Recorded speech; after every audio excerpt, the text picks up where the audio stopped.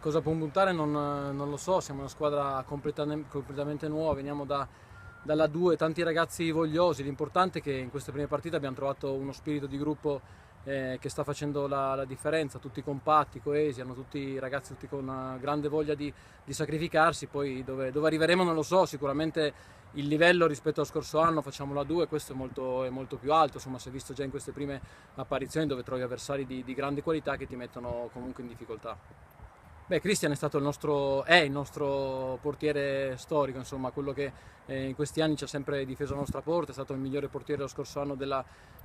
categoria, purtroppo ha subito un infortunio abbastanza importante, muscolare, di grossa entità, speriamo che possa tornare al più presto. Per adesso insomma, abbiamo trovato due ottimi sostituti, Federico e Valerio, che insomma, lo stanno sostituendo degnamente, però insomma, un grosso in bocca al lupo per lui.